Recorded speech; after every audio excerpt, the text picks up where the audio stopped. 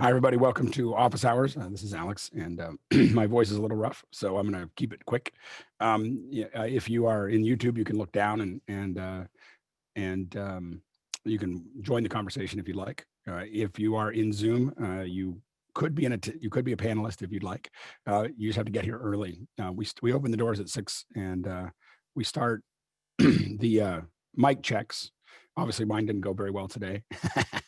We start the mic checks at 6:40, and then we start doing Q&A at 7. Today's going to be a short day. We're going to answer the questions that we have here, and then we're going to watch some coffee videos. We didn't get all the coffee videos done, so we're going to watch some of those coffee videos, and then we're going to close up, and a lot of Americans are going to go out and have barbecue. One thing is that just for our panelists is that Guy's going to ask the questions. I'm going to lean pretty heavily on you guys to answer the questions. So don't wait too much for me to try to get ahead of those and be ready to answer them. So anyway, Guy, why don't you go ahead and start asking questions? You got Sure one there? thing. Yeah, Bill Narrows asks, what 24 to 27-inch monitor, possibly 2, to use for photo editing? Currently using a 2012 15-inch MacBook Pro and very happy with the screen. Would like to match MacBook look without color calibrating myself to total uncertainty. Go ahead, TJ. I'm a big fan of Dell monitors. I've been using them for many, many years. I've got 4 in the house at the moment. Regarding the MacBook and color calibrating and matching monitors, you'll never get your monitors matched. Just pick one monitor that you are happy with, get that color calibrated as good as you can, and then take that and do your editing and final color on that monitor specifically. For my setup, my best color monitor turns out to be my 30-inch Apple Cinema display, still to this day. Joe, then Sky. Agree regarding the Dell monitors. They're essentially 2 tiers of Dell monitors. They're the ones that cost around $300 and the ones that are $600 to $700-ish. Go for the higher end ones because they tend to have better color reproduction. Also, he said he was on a 2012 MacBook Pro, so I would stay away from 4K displays because I don't think that Mac can push 4K, so you're probably going to look for a 1440p monitor for that machine specifically. And what's nice is if he decides to upgrade at some point, those higher end Dell displays now have USB-C in them as well. So if he upgrades to a newer MacBook Pro down the line, he can use it for power delivery and to drive the display. I'd be tempted to get 4K only to future-proof the production. Yeah, it's going to upscale, right? Because the Mac can't handle it, at least that Mac specifically. So you're going to have to go 1440 and then bump up, which doesn't look great. Right. Sky?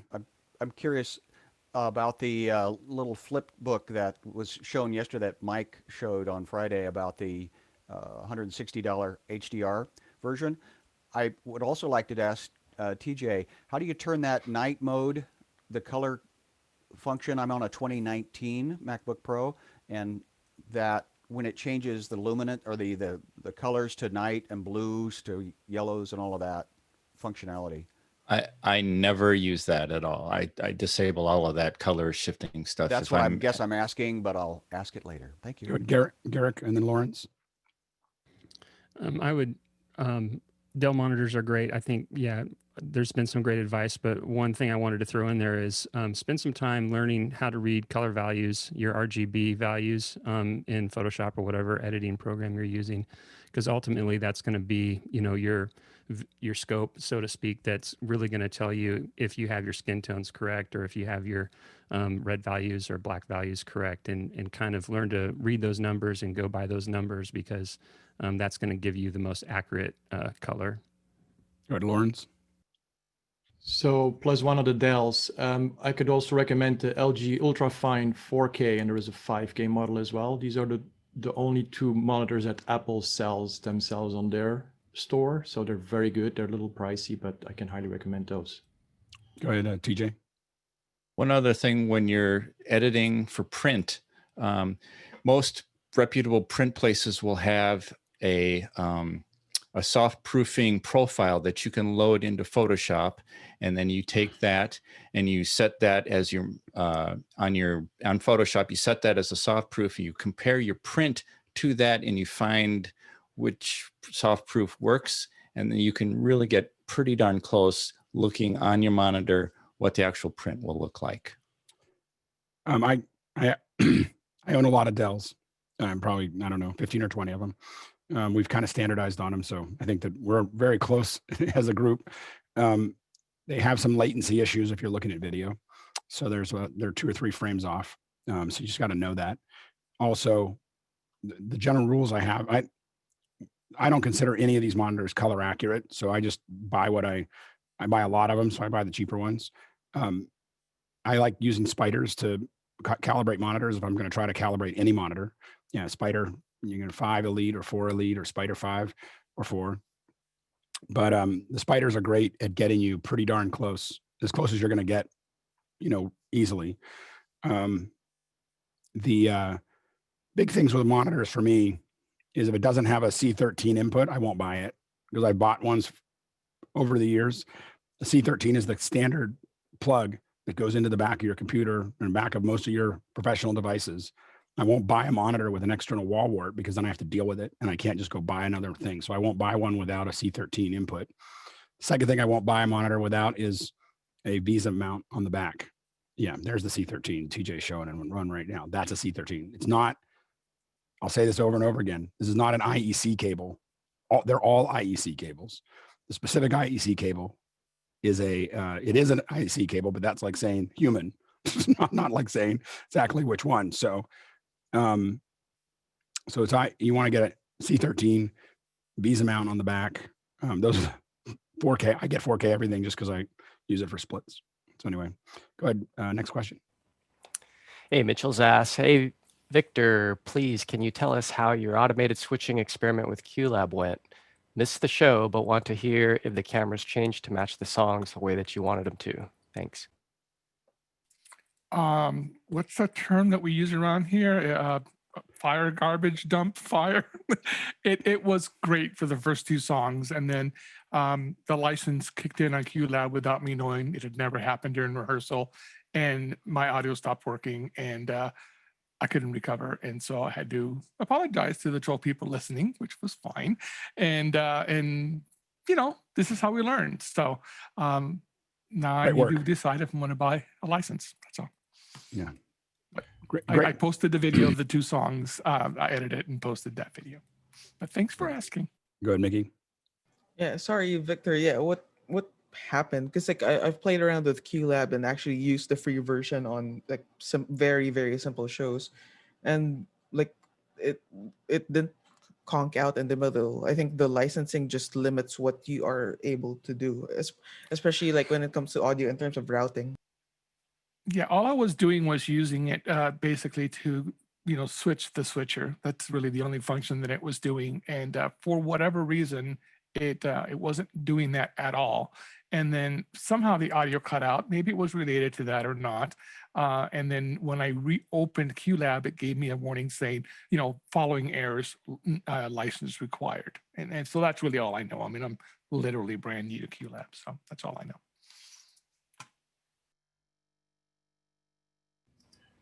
So yeah, I think. Oh, sorry. Go ahead. Sorry, I was muted. Go ahead, Lawrence. So yes, Victor, as I thought that the network command was you need the video license for that or any other license. I was surprised you were able to make it work with the free version, but I can test it more. But yeah, you can unlimit you can unlock time unlock all the features in QLab for 20 minutes. So if you would do it by that, you could theoretically between songs you would be able to restart QLab and do it for free again. But I will try to figure it out. See. I think Victor, that it is because you're in demo mode. So if you are in the free version, it doesn't have very many features, but it lasts forever. If you're in demo mode, it lasts for 20 minutes. So you can demo the pro features for 20 minutes. But if you're in free version, if you actually use the free version, not the demo mode of the higher end version. So I think the features you were looking for were in the higher end version. Even though I never turned on quote unquote demo mode, I must have just known that because I used an OCS feature. And it was like, oh, if you want to use this, you have to, I don't know. Yeah. Anyway, next question. Baiju asks, the road to 720p, any ideas on how to connect to Zoom rooms automatically that are not part of your account? While you can see Zoom rooms that are part of your own account in your contacts, can't see a way to add or directly call a Zoom room that is not part of the same account. This is one that I can help Go for it. answer. Yep. So I looked in our own directory and it was the same. There's actually a different tab for the rooms. So they're like people, but they're not people. It differentiates. So one day I would love to actually start like a service where maybe it's called like Bump to HD or something like that, where I can just hook somebody up real quick. So is that what you want to do, Baiju? You just want to help friends bump to HD? Yeah, more thing is more of it's more for our worship services. So we have a lot of people who have either free accounts or they're using personal accounts or they're multitasking with work accounts. So we don't want to put everybody under one same master account just to be able to do this. And I don't want to have to manually join each meeting manually or have someone remote in. So the idea was if it says a way to then just call in and do it, the same thing what you are talking about. I haven't found a way yet. I've been looking at the IM groups and maybe creating an organization and having different accounts part of the organizations, but I just have to look at that a bit more, whether that works or not. Because it's a bit, Zoom's not very clear about how you can connect to a Zoom room if it's not already a SIP or a H323. It has ways to call into an external SIP or a 323, but no way to call a Zoom room directly. I don't think we have an answer. Not yet, anyway. Next question. Bill Narrows asks, for a civilian, which is the best app for using an iPhone or iPad as a webcam via USB connection to a Mac? Also, what is the best app for a PC? Also, USB connection. Have heard about Reincubate Camo, Ecamm, Epoch Cam. Think low stress. Go ahead, Baiju. Yeah, on the Mac, Camo seems to be the most easiest to use and stable. And if you get for the paid version, you get full control of the camera, which you're not really getting with any of the others. You can fully control the camera, you can zoom in, you can reframe as easily. It's I think $30 or so for a year. On PC, Epoch Cam seems to be pretty stable. Most of them, if you can get and I think what's the other name? There is a second one. I can't remember the name for a second, which works via USB as well. I'll just find the name and drop it in the chat. ArcoCam. Not ArcoCam.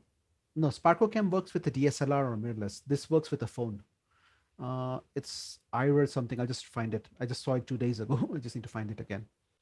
Go ahead, Lawrence. So was it mentioned Irwin? Is that how you pronounce it? I can +1 on that. So yes, I used EpochCam before. Now I tested Irwin. It's Mac and PC. The free version is very capable. I can highly recommend Irwin. I'll put the link in the chat. That's great. John? +1 on Camo. After Baiju told us about it a couple weeks back, I downloaded it, bought the pro version. It's outstanding. That's great. All right, next question. Jeffrey Reyes asks, Alex, when you use your Blackmagic 6K for personal use, what format do you prefer to shoot in? RAW or Apple ProRes? I play with it a lot. If I plan to turn it over really quickly, then I use ProRes, and I still shoot in log. That's kind of my standard because I'm playing a lot with HDR. So I'll shoot in log in ProRes, but I shoot in log, not raw, and then I shoot raw when I'm experimenting. But I don't I don't shoot raw a lot because then I have to open up Resolve to sort it out, and so if I was on a job, I would shoot everything. I got a job coming up that I'm using it for that will shoot about 20 hours of footage, and it'll all be in RAW. It just gives me the most to work with. But for my personal stuff, it just depends on whether I'm experimenting with the RAW and Resolve, or I'm doing some stuff in Resolve that I got to do it in Resolve anyway because the plugins aren't available in Final Cut. So if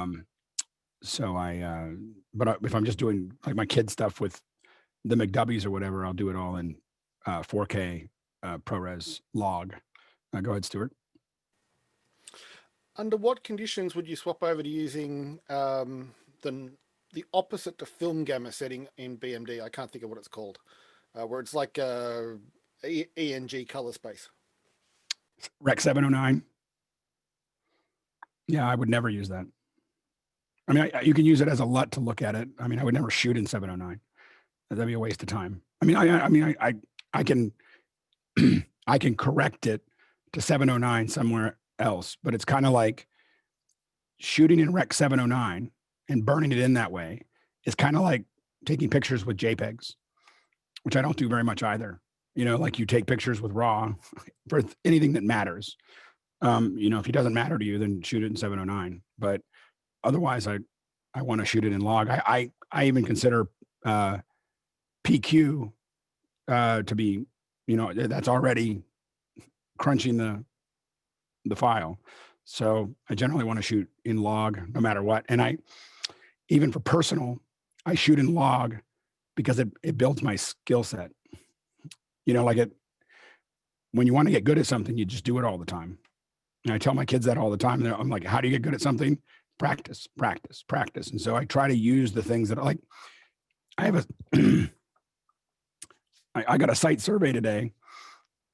I borrowed my Brent's little BLK 360.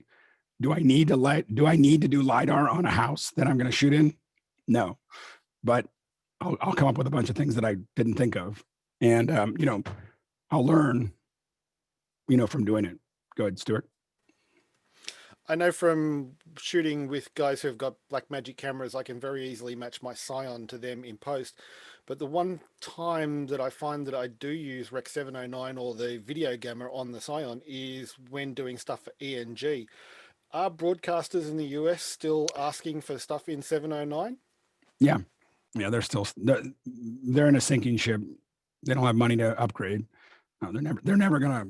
It'll be 1080i 709 until they die, which will be soon. Go ahead, Mickey. Yeah. For like the only reason I can think of to burn in like 709 is for really quick turnaround stuff, news maybe. But if anything is if the material is going to go through an actual post-production process, then no reason at all to burn in 709 LUT. And once you figure out your LUT in Final Cut, at least, it's a drop down.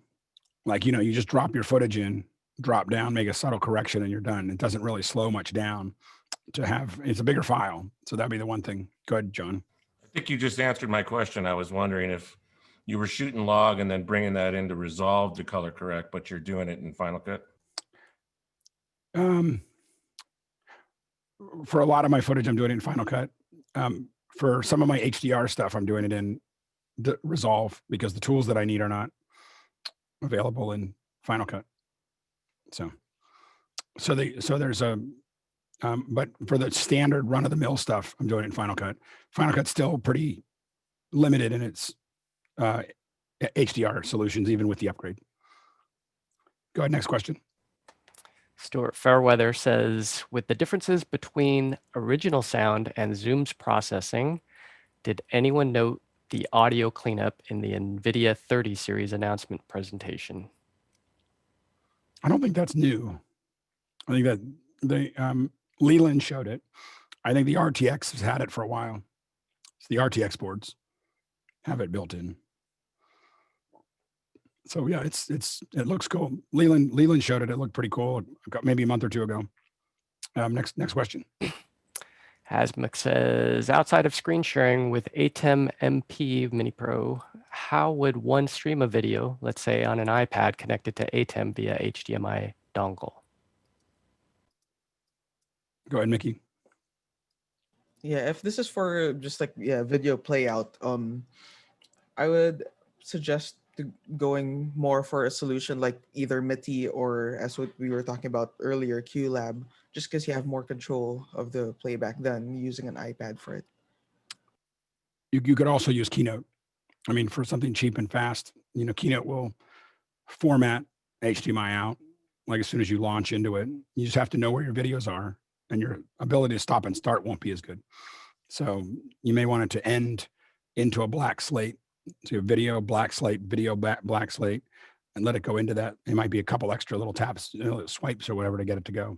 Just make sure you have it set to autoplay so you can swipe into it and it immediately starts playing. That could be another solution. Lawrence? So +1 on Mickey. So if you do it on a Mac, MIDI will do it. QLab, the free version, will do that. But since he's mentioning iPad, there's the VLC on the iPad makes your list templates back. And then there is, we used also Player Extreme Media Player is a good one, and Mix 16 Pro. These are all 3 affordable apps, or free in the case of VLC, that runs on the iPad and makes you playable lists of media. I'll put the links in the chat.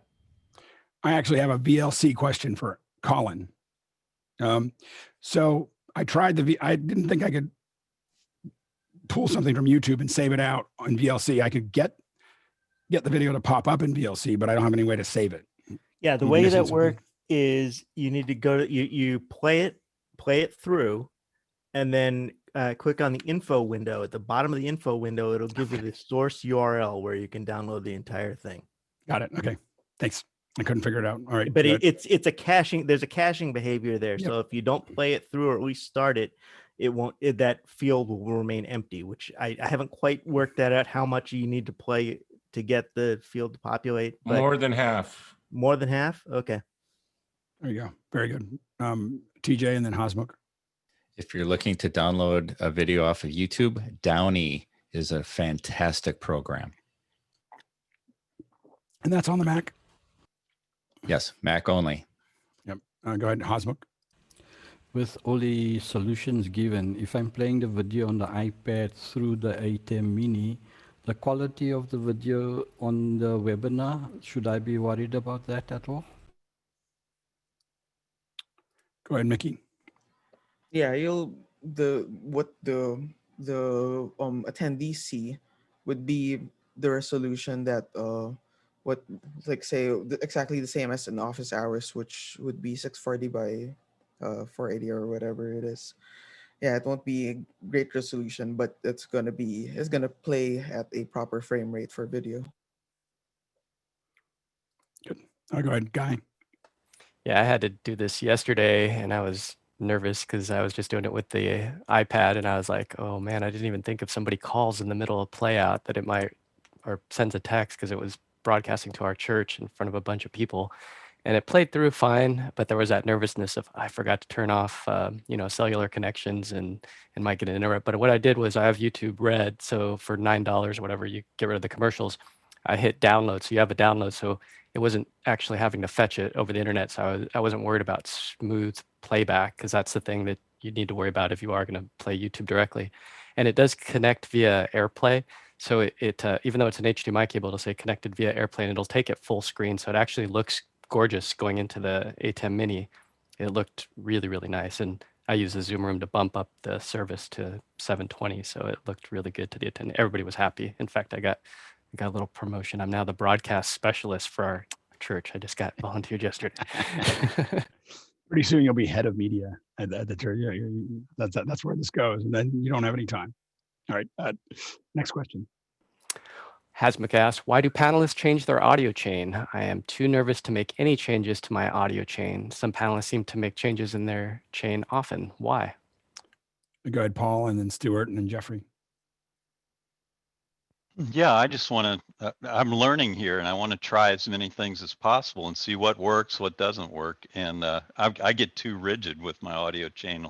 Like right now, I'm stuck on this Plantronics, but I want to get back to using the board and different mics and different setups. And that's the fun and adventure of what we're doing here, is trying different things, I think. Keep trying, Paul. I'll keep trying, John. I have two reasons. One is for fooling around and playing and having fun. The other is it's a really good way to test gear before I go out on a film shoot, like to make sure that the mics are still working, make sure the headphones are still working before I have to rely on them out on location. I'll go Jeffrey and then Victor, and then we'll come back to Hosmuk. No two jobs are the same. So I would go from office hours, where I have one audio chain, to doing recording on either Skype or Zoom, which requires a different type of audio chain. So I have to switch everything around, which then I switch to music stuff, which then is completely different chain using different equipment. So it really varies because of that. And sometimes I'd love to have some of these things have memory buttons, so I can just hit them and go right back to where they were. We don't have them on certain devices yet. Go ahead, Victor, and then Hosmuk. Well, simply, this is a safe space. It's a place where I can have a group of friends and professionals that are going to come give me feedback that's going to help me grow. I mean, where else do we get to do that? And that includes the audience, by the way. Definitely not just the panelists. I get such great feedback. So for me, it's, play around, get better. And as long as we're doing that, everybody's winning. Yeah, Hosmuk. Yeah, that's why I stopped my question with why. Because I was going to say, because office hours is a great laboratory. Is that the reason? So Very much. Kind of confirmed it. Yeah. I mean, and the thing is that if you're having trouble with your audio chain, there's probably no place better in the world to show it and ask about it. So if you're going to learn something, this is the place to do it. And I think there's a huge value for a lot of our productions. I'm rebuilding the chain all the time. We're constantly refining it, just making it better. Every week there's like, oh, let's take these out and move this over. And this week was all rooms, moved everything to rooms. We're adding more routers. We're putting clean switches in to handle some other stuff. So there's a whole bunch of things that are all kind of moving. I don't think I'll ever stop. I mean, for the last decade, I've just been changing the pipeline almost and what happens is when you don't change it all the time, you don't really know how it works. You just know that it's working right now. When you change it all the time, you actually really understand what's happening, in it. And it does mean that you'll have some times when it doesn't work, which is what you're trying to avoid. But this is a great place to sort it out. Go ahead, Stuart. Speaking of making changes, I noticed Victor seems to be in sync tonight. Have we found out what kept drifting with the sync over the last few weeks? Victor? I'm just going directly from the mix pre to the computer, so I am not using the ATEM, but I think we did figure it out. I think the issue was don't connect to the hub, connect directly to the computer, and several different tests proved that out. So once again, we learned something. Next question. Rachel Ann Clifton asks, can Mr. Powers go through his process on creating the chapter indexing on Office Hours YouTube? Is he doing real-time listening and updating the description or using another note-taking tool? Thank you. Jeffrey? That is how I'm entering it in. I use Notepad++. And I just have basically the information for every day. I have to actually change the first line now I'm looking at it. And as Alex says, next question, that's when I go over to my timer, which I have set right here, and figure out with the timestamp and then bring it in. There's probably some easier ways to do it, but I find that this is just the simplest way for me. That's great. And I really appreciate you doing that. Thanks, Jeffrey. It really makes a huge difference for people watching the videos. It's great. Next question. Stuart Fairweather asks, does use of earbuds such as we do for Zoom exacerbate the effects of tinnitus? If you turn it up really high, I'm sure it does. I don't think it makes mine any worse. Mickey? I've just noticed that I've had ringing ears a few times over the last few weeks, and I've been swapping from over-ear to in-ear ones from the phone, and finally to ancient ones that came with an LD media player. And these ones don't bleed, according to Mickey, when he's listening to the audio, so that's probably a good thing. But I've just noticed a little bit of extra ringing, so go ahead, Mickey. I was wondering if earbuds. Yeah, definitely. If you're hearing some ringing, you might be monitoring a bit too loud. Damage to ears is a result of a certain decibel level over a certain amount of time. So listening at loud sounds for a very short period won't damage your hearing. But if you're monitoring loudly for a longer period of time, that's when damage occurs. So for a show like this, which is usually 2 hours long, you want to monitor quite conservatively. That's true for the damage, Mickey. Sorry, I talked over Alex, but tinnitus is an inner ear thing, and I've had it since I was a teenager, which is long before filming Top Fuel, as Brett Ramsey just mentioned in the chat. I am. So tinnitus is that internal ringing. I'm on this all day. I don't think it makes it any better or worse. I have kind of a low pitched tone all the time. So yeah, so anyway, so I don't think it makes it any worse. I do listen. I listen at the lowest level I can understand it. So I bring it up if I have to, but I have this earpiece in 8 hours a day. So I know that I don't want to have it turned up. So I don't turn it up really loud. I have it really low. And having meters and having everyone meet the meters makes this way more comfortable for all of us. You'll notice that we don't really get, at least I don't get Zoom fatigue because our audio is relatively good and even. And I think that takes a lot of stress off of at least office hours. Go ahead, Paul, and then Jeffrey. Yeah. Paul, you're muted. Yeah, I got a little bit of tinnitus when I worked on an oil drilling rig in Texas because the sounds on the rig were really loud, but I got over it. And now with the headset I have now, it has a couple of features. I'm going to look at the settings. It says it has an anti-startle, and it has an intelligent algorithm that eliminates acoustic shock from loud sounds. And it also has noise exposure, which limits it to 80 dBA or 85 dBA. And even regular phone headsets will give you a warning. So it's mostly loud sounds. It's not the use of the earbuds. Good. Jeffrey?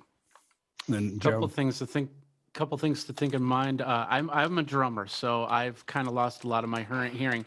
But the cool thing about earbuds is the fact that you can actually, and somebody's typing, but the cool thing that can happen is if you're using earbuds, it actually and limiting your frequencies, because it's about the constant repetition of the frequencies, that you could actually restore some of your hearing if you're using earbuds. The other thing to think, and this has been argued back and forth, is the sizing of the earbuds. If you get something that if you take it out at the end of the day and it just hurts your ear, it could actually be stretching out your eardrum, which could also help in the cause of tinnitus. Like I said, that's argued back and forth between a couple different doctors, but that might be a factor.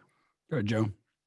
On iOS, the health app monitors your audio levels. So you can open the health app and it'll say that your headphone output was, let's say, 39 decibel was the average over the last day, over the last month, and over the last year.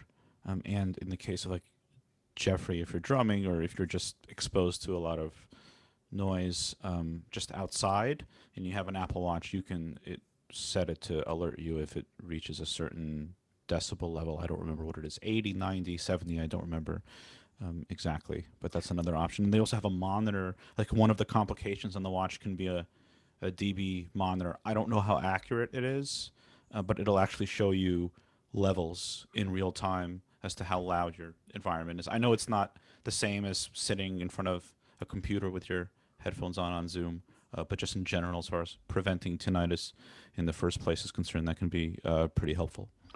Also, if you're traveling, the airplane noise is not good for you. You should always have headphones in. Like I almost the entire time I'm on a plane, I have etymotic, headphones that block everything. It means that the volume of whatever I'm watching is lower, so I'm not blasting into my ears, and that constant hum that's in the plane is damaging your hearing. What's a plane? Sorry, I know it's this thing we used. Sorry. It's the thing we used to use to get around before when we actually traveled. You mean outside, like not in here? Outside. It was like outside? you could go from city to city instead of from room to room. It was amazing. It was how quaint. Something else. Yeah, exactly. All right, let's move on. Next question. Michael Vosbin asks, Logitech's capture software offers rudimentary switching of their cams with recording of each camera, text overlays, exposure controls, transitions, picture-in-picture, and so on. Not for pros, but two Brios and free software gets it done for only $400. Anyone tried this? I've played with it a little bit with Stream Decks or Stream Cams, and it works pretty well. It's just a little clunky. It's not. It felt like the interface never really got there. I don't know if anybody else has had. I'd rather use OBS to do that than go ahead. You have a lot more tools, and I don't know what else I get from the capture. I couldn't just do an OBS if I was going to do my own captures for that. Any other comments? No. Okay, next question. Hasmuk says, I wanted to show a number of images. Initially added 20 images in media and ATEM. media pool, that would be using media player in ATEM meant had to select image in preview in the drop-down option in ATEM. Ended up adding images in Keynote. Is this a limitation of ATEM?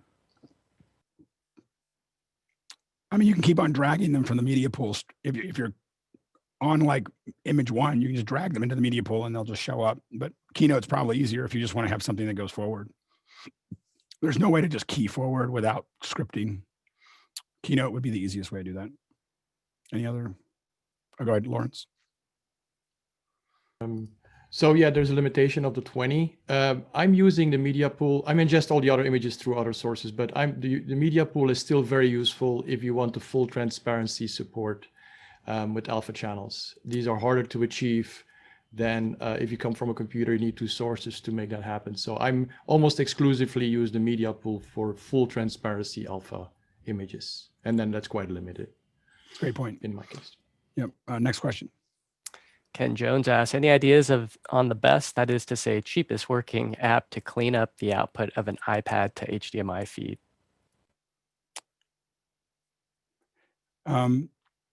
We have a special guest on Wednesday. You should come. So anyway, go ahead, Guy. Yeah, Keynote works great. That way you don't just get that. Let me see if I switch. You can probably see. Yeah, see how you get those sides of black, the pillar boxing. With Keynote, that will go away. So Keynote's probably the cheapest. If you're screen sharing, if you're trying to get like just a 16:9, but if you want camera stuff, come on Wednesday. There's some stuff we'll show.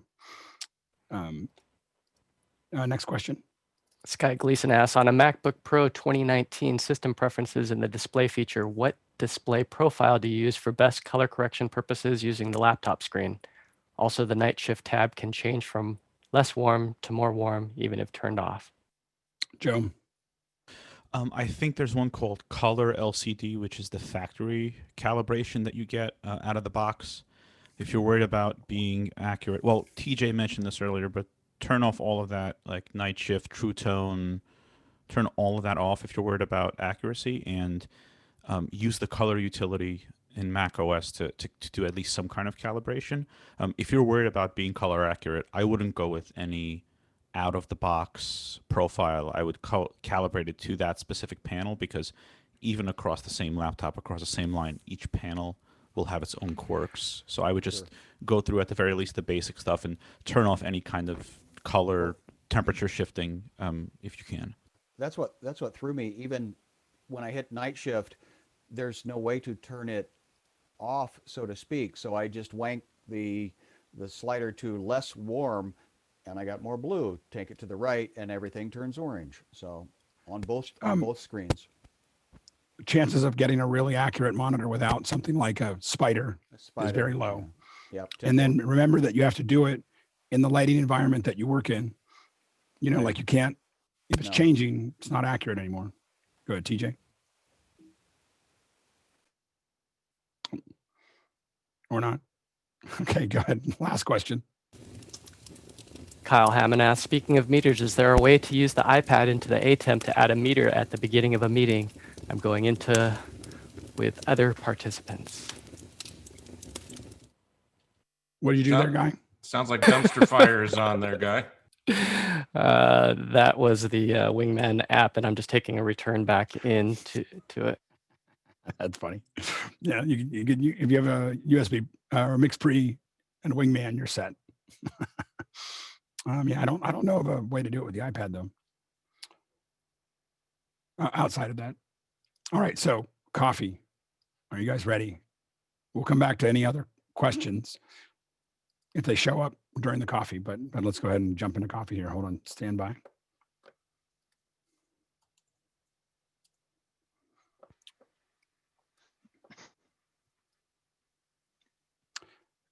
Call out if it doesn't play the audio. I think I got it figured out, but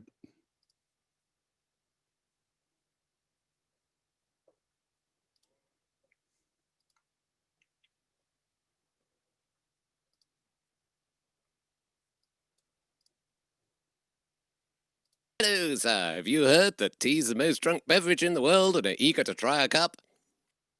You're best ignoring that document, sir. Almost nobody fully implements that. That's why it's known as the International Standard Method.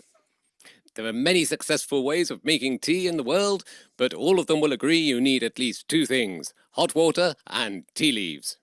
No, sir, your tea leaves don't grow in Yorkshire, whatever the tin might say. But for today, sir, try adding 3 teaspoons to the teapot and filling it with hot water. Wait 4 minutes. For 200 years, the growth and supply of tea had much the same impact on the world as oil does today. Europe importing all its tea from China led to such large trade deficits that there wasn't merely a trade war, there were 2 real wars. Now you have an excellent brew, but don't forget to pour it through a sieve. You can add milk and sugar to taste. And if ever you want to try a cup of tea, you now know how. That was great. That was really great. Great work, Stephen. I don't know if he's here or not, but you know what was great there is it's still in 1 minute, and we got to learn about wars and demand and tea, and we still got to learn how to make the tea. Any other comments? Go ahead, Garrett. Yeah, I loved it. One thing that I noticed was that when he jumped to the color picture, it kind of took me out of the black and white kind of mood he was setting, and I just kind of wish he would have stayed with that black and white flickery frame kind of feel. But I thought it was fun. Really, really good video. Go ahead, Sky. Yes, that's the narrative concept I want to steal. No, steal like an artist. That's a good quote. So where can we get those links? Are those They're all in Discord. archived? I pulled them all from Discord in the education challenges. I think some people put challenges they're having with education, but really it's just for the coffee challenge. I may rename it or create a new one. For the next version, I'll just do 1 minute challenges. And Brian sent me a link to his, but it was actually his wife doing something with a needle nose pliers. So very good.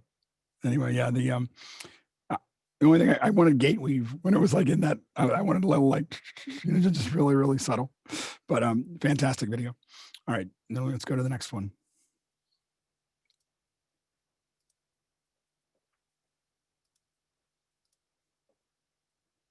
And I'm going to show you how to make a keto dalgona coffee. First, your tools. You need a kettle to heat some water, a mason jar or some kind of deep container where you're going to make your whip, a tablespoon, measuring spoon, a frother, a measuring cup, a tall glass, and an iced teaspoon. Cute 7-year-old is optional. Next, the ingredients will be instant coffee. You can also use espresso powder, instant espresso powder, some kind of granulated sweetener that's keto friendly, milk, either almond or coconut milk works well, and heavy cream, which is actually optional. First, you're going to make your coffee whip, which is actually the topping to your coffee. Begin by heating your water. I heat mine to the French press setting, which is I think 200 degrees. It doesn't have to be boiling, it just needs to be really hot. Then your 3 ingredients in the whip are the instant coffee, the granulated sweetener, and the water, all in equal measure. So 1 serving of coffee would be 2 tablespoons of each. Oops, sorry. Hold on 1 second. We'll jump. And I'm going to. I think we got of each. As far as the keto granulated sweeteners, I've found that the xylitol whips up the best. Monk fruit did okay. Erythritol did not do very well, and I didn't even try stevia because I had read that it does not whip. So then I use a frother I got on Amazon for like $8, and it takes about 2 minutes to get it to kind of double in size and thicken up. Sometimes. So we're gonna take a pause there. The rest of that video is linked in the Discord. What I liked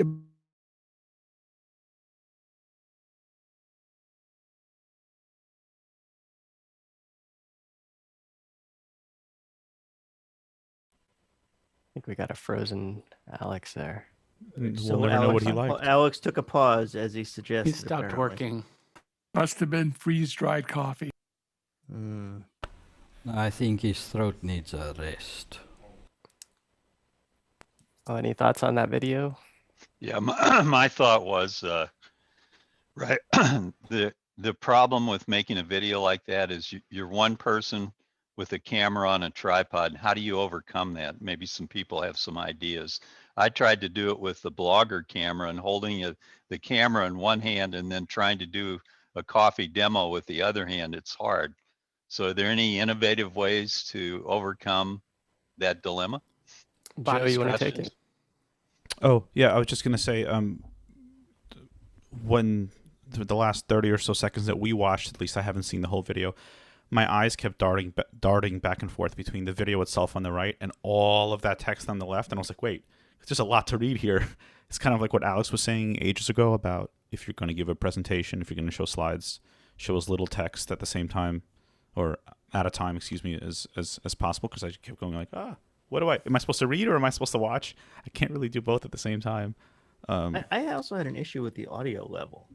It was a little low, I think. And it was, I mean, it was possibly overly soft-spoken in the, which I don't know if that's her speaking style or not. Stuart, Nikki? But yeah, go ahead.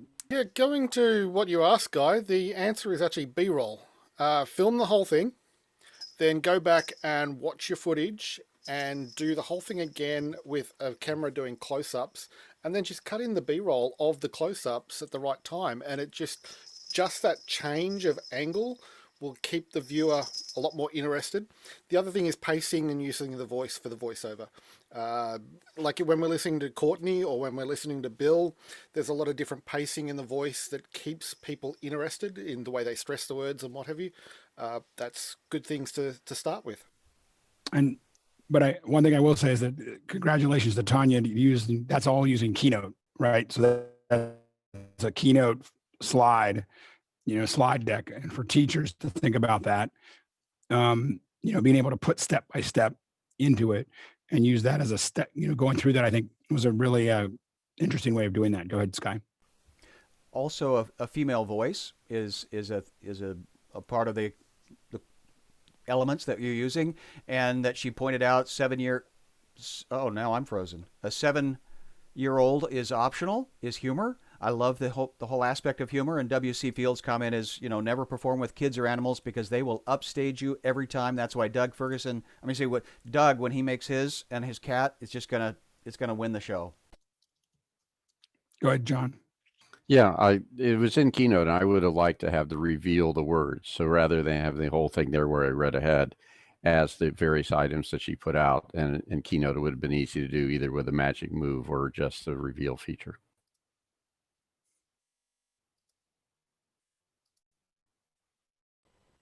Mickey? It looks like we lost Alex again. Yeah, like just to build on what I'm still here, but things are. Your sync's way off, Alex. Is the video working normally for everybody except for me? We're hearing you clear, but yeah, your picture is like hit or miss. And yes, everyone else's video is working, which I think was what you were asking. Okay. Is it any better now? Seemingly so. Looks better. Yeah, it's better. 24 frames though. Anyway, okay. Yeah, I just changed service providers. Yeah. Anyway, where were we? Mickey. Yeah, just to add on to what Joe was mentioning earlier. Yeah, it's just is it exactly like, is it supposed to be like a slide deck, or is it supposed to be an instructional video? Like how it was presented, like the first frame of each slide, I could already like take that still, and I don't need to watch the rest of the video because all the instructions are already there. So yeah, if you could like just put in key lines there. Well, the only thing I'll say about that is there's a use to being able to have all of it and then have a video to back it up on how to do it. this one was pretty straightforward if you already know the steps. But like I know that when I see ones that have like you might tell you to chop something, but I don't know how to chop that thing, and so having the video of that thing on simple steps, you're right. But I like having the text on things that I don't know how to do yet. Let's go to the next one here. Oh, go ahead, Guy. Yeah, back when I used to shoot a ton of these training videos, we would always just use one camera, just old school film style. And because a lot of us didn't have, cheap 2-camera shoots. So we would purposely say, watch your hand where you're eating that cheeseburger. Don't eat too much of it because we're going to have to reshoot the close up and it needs to look the same. So we would, in the edit, I mean, these cuts would look flawless because we took the time. And even on set, we would actually have a Panasonic monitor with a split screen. So you can look at the wide shot and you can look at the close up in real time as they're putting the cheeseburger up there. You'd be able to see, did you have your left hand like this or your right hand, or did you lead in this from the left to the right? So there's continuity things that you can watch for. But yeah, close-ups are so important because that's where the viewer's eyes going, is they want to see what the detail is. Now let's go to the next one. Let's take a look at it.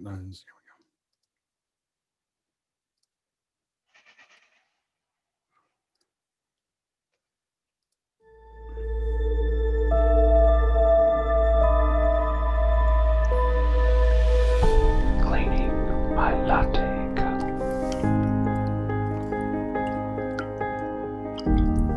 Fresh water.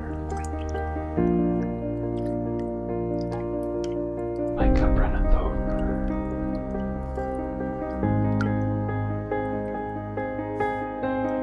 Ribbons and ribbons.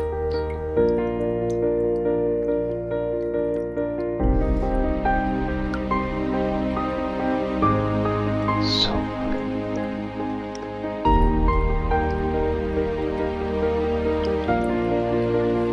cleaning my cup.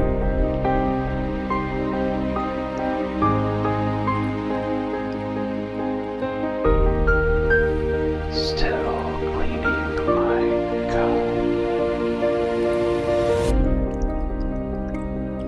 Fresh water.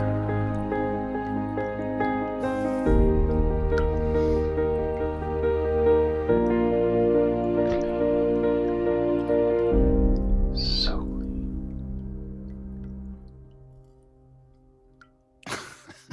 That was great. A lot of fun there. So I kept on waiting for it to do something else. And then I went back and looked at the title. The title said it all. Go ahead, Stuart. I need a new battery for my mouse. Okay, this is coming from like working with baristas and all that sort of stuff, and especially with washing your glasses at a pub and what have you. That water should be boiling hot. No soap, boiling hot, and that way what you're serving into it doesn't form a skin on the inside of the cup next time. Very good. Also, use a GoPro with a high-speed frame rate if you're going to slow it down. Yeah, I think that was probably an iPhone at high speed. Go ahead, Sky. I laughed immediately, but then I could not understand the words, so I don't know where it got lost in the mix. Well, ASMR. It's like that whispering. It's a style. It is. The point is not to understand the words; it's to appreciate the tonality. It's a modern style of video. Colin, that sounds like the same BS that Nolan used to justify the poor mix in Interstellar. Yes, or Tenet, or Tenet. I agree. Tenet was a disaster in that regard. More lens flare, more cowbell. But no, I'd like to have heard the whisper. Lens flares would have been great. Yeah, lens flares would have been fantastic. All right, next question. I don't think we have. Do we have questions? Next thing. No, so this is Tim McKean from Chandler, Arizona, and this is my morning coffee routine. First, we start by putting office hours up on the TV so I can listen while I work. Don't use the Keurig. We're going to use the kettle. Tap water in Chandler isn't great, so we're going to get filtered water from the refrigerator. While the water is heating, we'll prepare the French press. I use a normal tablespoon and get 3 nice heaping scoops. Not too big, not too small. Then, special trick, thanks to Alton Brown, just tiniest pinch of salt. Help to offset the bitterness. If I've timed it correctly, my sausages will be just about done when the water's done. So I'll crack in my eggs, cover the pan, and turn off the heat. Now, a 3-minute timer. Pour the water.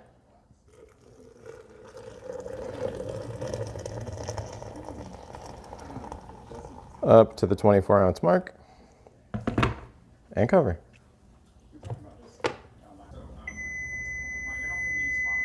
Timer's done, so that means the eggs are done and the coffee's done.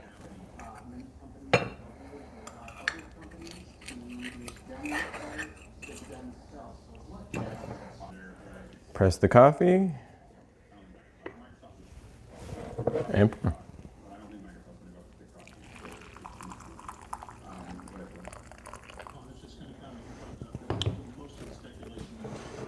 There we go.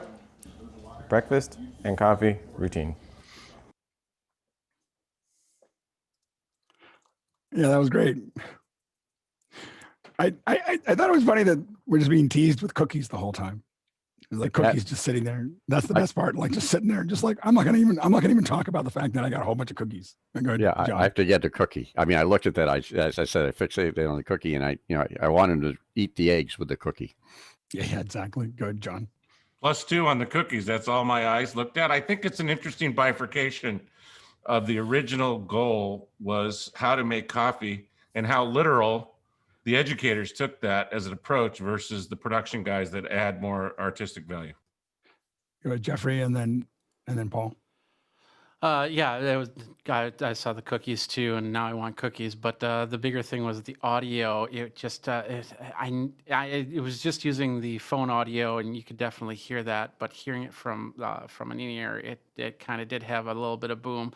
We're talking about tinnitus, something like that can actually hurt the ears. So that's one thing to think about. And I wanted to find out what Bill Davis's comment was. Go ahead, Paul.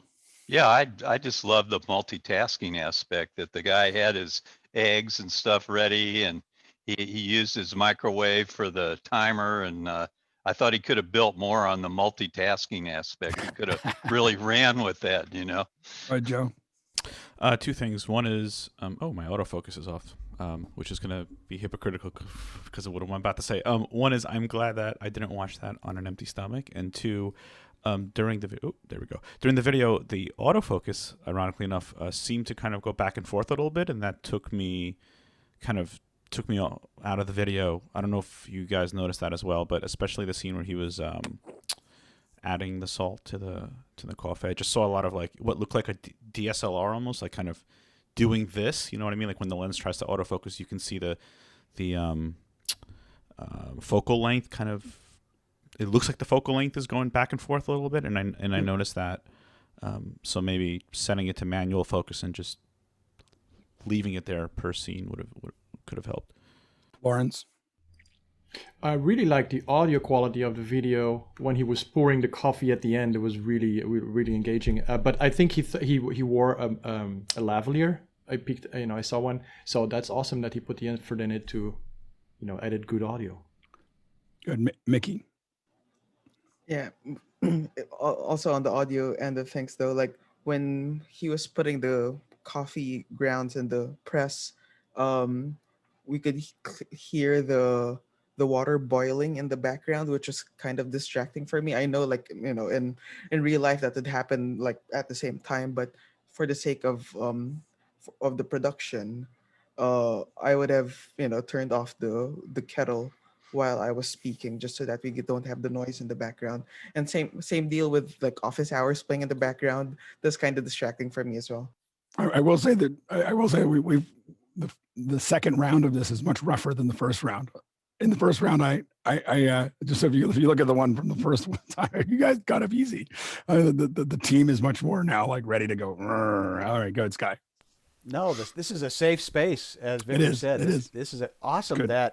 And how long's a piece of string? And the concept of his editing, his story was he edited it tight, and I felt very good about that. And I too am now hungry for sausage and eggs. I can taste it because I heard, and was it Spielberg's comment is audio is 50% of the show, and so to hear the sizzle, to hear the boiling, but again the continuity is a challenge. Go ahead, TJ. I really liked when he put the pot on, the click, click, click aspect of pot, lid, switch, just kind of a nice rhythm that happened there. That was pretty cool.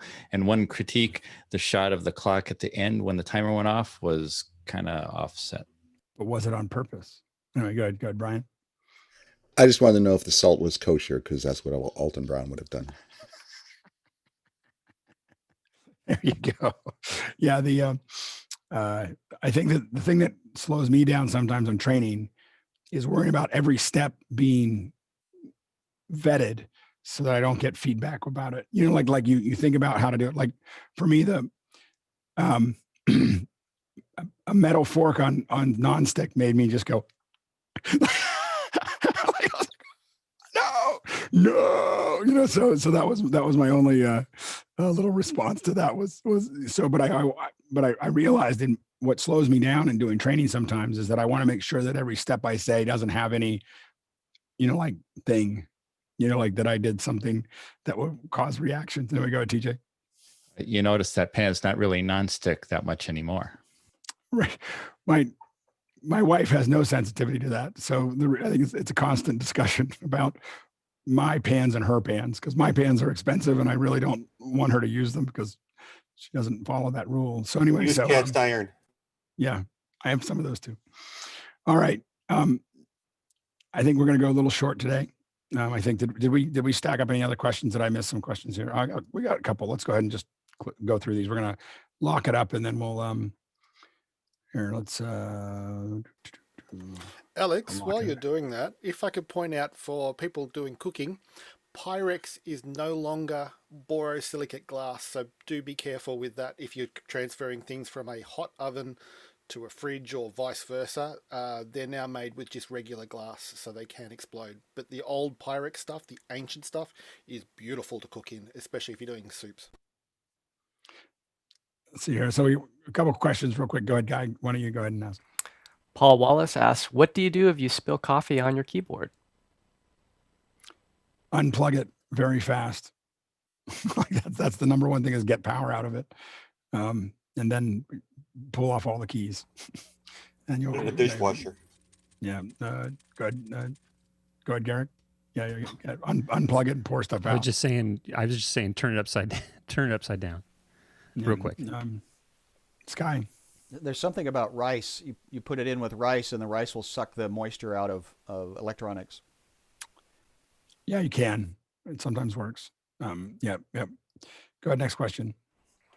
Susan asks, I got set up in Discord yesterday, but not seeing anything today other than the welcome announcement to add a photo, etc. I clicked the link to Discord today. It says it may be expired. I will. I'll take a look. You may just be in a. I don't usually do it, but somebody has to move you into a status, and if you just need to have first name space last name, and I'll take a look. If it's there, it may have just not happened over the weekend. Next question. Paul Wallace asks, what's the best way to stream to Facebook Live, YouTube, etc., directly from a Sony ZV-1? Most minimal setup. Joe. If you're on Windows or you have access to Windows machines, Sony released drivers that let you just plug right in via USB. It doesn't get any more direct or simple than that. If you want to stream to all of those different providers at the same time, that plus Recast should be able to take care of it pretty easily. Restream or recast? Restream. Sorry. Yes, that one. Not what I said, but Alex said. Sorry about that. Last one. Darren McMahon asks, which subtitling package will Alex be using tomorrow? No, it's which text to voice. That's what we need to type it in. I'll now use the Alex voice from Apple. We'll work on that. Anyway, I'm going to go ahead and cut off today. But I just want to thank everybody thanks for coming. And had a great time talking to you. I'm not going to talk as much as I usually do at the end, but I really appreciate everybody showing up. And thank you for all the great questions. Thank you for the great coffee tutorials. 1 minute is the next challenge. I'm going to work out little bits and pieces, but 1 minute to teach people how to make your coffee is going to be the next challenge that we'll post out there. So start thinking about that. All right. Thanks, everybody. Hit it, Mickey. Peter Himmelman should actually be joining us on Thursday. So thanks, guys.